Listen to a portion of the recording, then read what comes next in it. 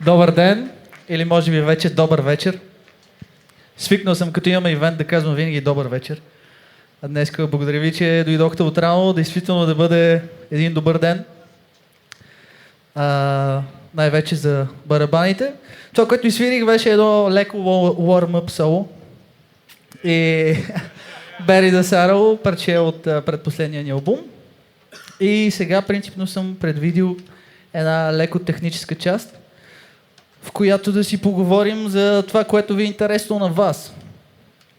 Ако искате, защото аз съм единствения барабанист, който свири с дабл бейс или двойни каси, малко да поговорим на тази тема. Има ли барабанисти, които свират с двойни каси? Има ли барабанисти, които свират двойни каси? Добре. Окей, само да си взема стойчицата. Тук, за да виждате, съм извадил един практис пад за каса, който да мога да седа отстрани, за да наистина да виждате краката. И едно практис падче за ръцете. Като този стейшън, да го наречем, го препоръчвам на абсолютно всеки. Защото това можеш да свириш вкъщи, можеш да свириш навсякъде, а пада струва 25 евро този за каса поне. Окей, да започнем от самото начало. Мисля, когато всеки тръгва да свири двойни каси, се опитва да седне и да бичи. Това е ясно, така се прави. Само, че има едни основи, които всички ги пропускаме. Основите са супер семпли. Както тук имаме движение с цяла ръка, и тук трябва да имаме движение с цял крак. Това е така наречения full leg motion. И всъщност най-трудното нещо, според мен, за всеки един барабанист в началото е да се научи точно на този full leg motion, да му бъде горе-долу еднакъв с двата крака. Съответно, този full leg motion е когато свирим бавно. Нали така? Дигам си крака и ударям с цял крак. Съответно, може да си оставя петата, ако свиря някакъв бавен грув, прав грув, примерно. Петата ще ми седи долу. Ако свира нещо по-сложно, пак ще ползвам този full leg motion.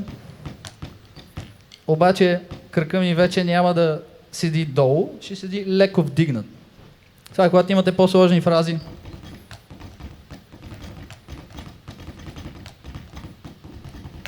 Свирите нещо по-сложно, тогава трябва винаги да сте в готовност да ударите, а това оставяне и последствие дигане леко ви забавя. Но да кажем, че за начало това е много добро, защото когато си разделиш движенията, можеш да мислиш за всяко едно движение. Примерно, давам ви сега пример. Дигам си крака.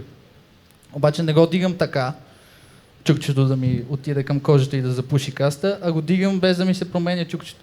Левия ми крак седи долу за маркер, общо взето. И виждате двете чукчета, дигам, даже ми отива по-назад. И след това удрям и оставам. Общо това е full leg motion. И когато започнем от това темпо, дали ще оставате петата или ще я държите, така няма значение. Като започнем от това темпо и забързаме малко, какво ще се получи? Виждате ли сега какво ми прави кръка? Не е ли също нещо? Също нещо, не? Да. Да, ето Бобче потвърди.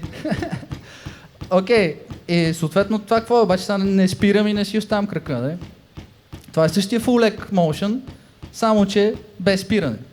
Съответно с този full leg motion, ако го вкарам в двата крака, мога да изсвиря едни доста прилични каси.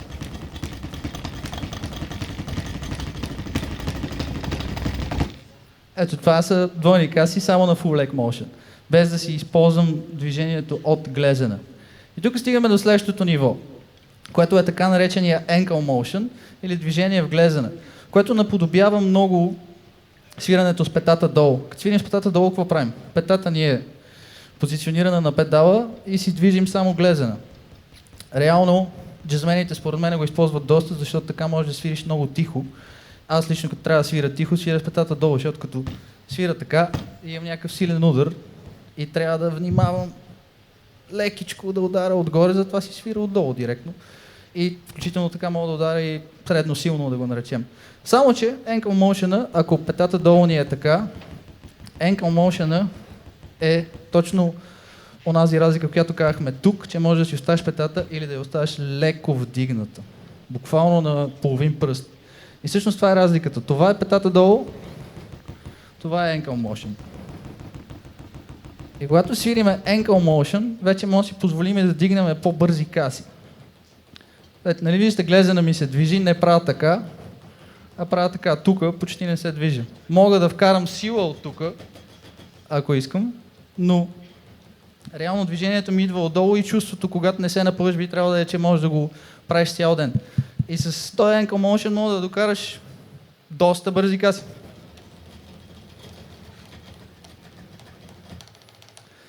Джордж Колес, чували ли сте? Да, тези, които свират двойни каси, 100% са го чували. Той е основоположника... Добре, вече мога да се обърна малко така, за да ви гледам. Джордж Колес е основоположника на swivel техниката, която swivel техника е нещо от сорта. Аз вече не свиря и ми е малко трудно, но тя става с въртене на глезаните. И когато си въртиш глезаните, ползваш различните групи мускули, от дясно и от ляво. И всъщност така можеш да свириш, да го кажем, по-дълго, по-бързо, може би не по-бързо, но по-дълго време да свириш бързо, в бързо темпо. Та самия Джордж Колес каза, че той вече няма нужда от суивела, може да свири колкото бързо с суивел, толкова бързо и с ankle motion. А той свири в доста бързо.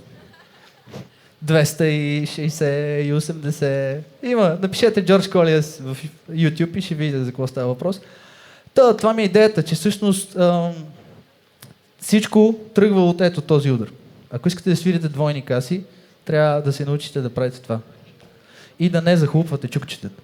Значи, голяма част от артистите тук свират така касата. Аз си признавам също и аз я свиря така, когато искам този звук да чуя. Ето, ще ви изсвира разликата. Значи, когато не захлупвам чукчето, касата звучи така. Когато захлупвам, чувате ли разлика? И когато искам да направя нещо с такъв фил, го ползвам. Примерно, сега ще ти висна нещо.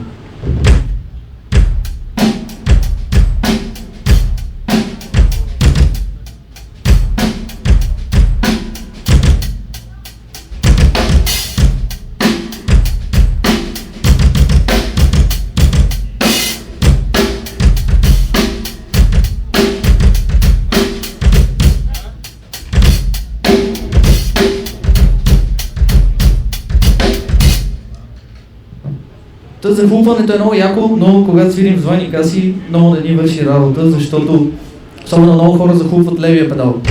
Левия педал стои постоянно. Чуйте пак разлика. Това е с левия педал на кожата, това е без него. Сещате ли с ниските какво стана? Има ниски, няма ниски. Това е първото нещо. Отучвате се да захлупвате и пробвате да можете да си... Друго също много важно е да държите баланс. Това нещо трябва да го правите по всяко едно време. Значи, ако не можете да си дигнете двете пети и чукчетата да не ви направят така, значи имате някакъв проблем някъде. Има няколко различни фактора. Примерно, ако сега си смъкна столчето и ми е ниско, когато си дигна чукчетата, няма да мога да направя това, а за да го направя, ще направя така. Ще отида назад, за да имам баланс. Съответно, трябва да си намерите височината, на която можете да правите това нещо.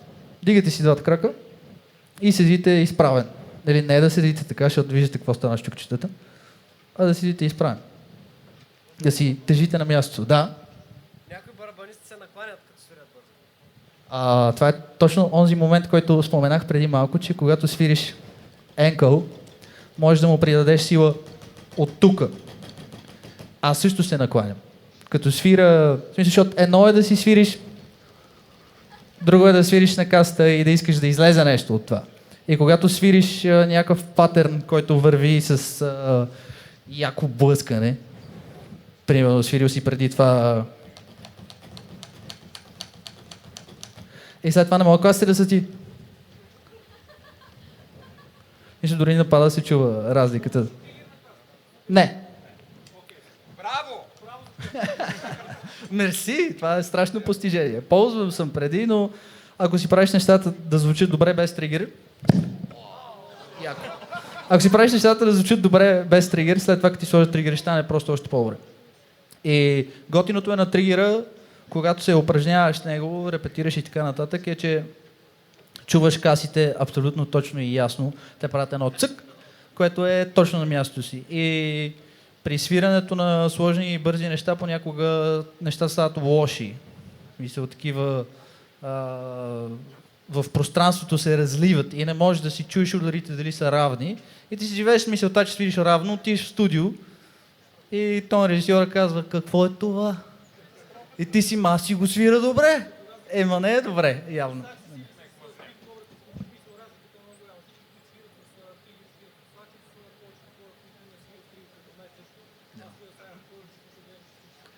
Значи, човек спомена, че повечето хора, които свирят с тригери, ползват Axis. Тук има една причина и аз затова си изхвърлих Axis-а, все още не съм. Продава се, между прочим.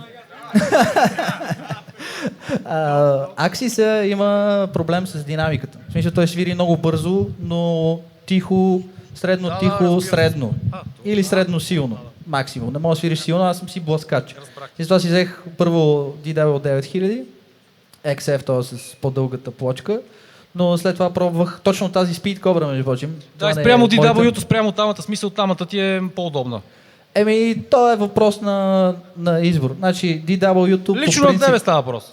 Да, на мен в момента Speed Cobra-та ми е по-удобна, след една година не мога да кажа.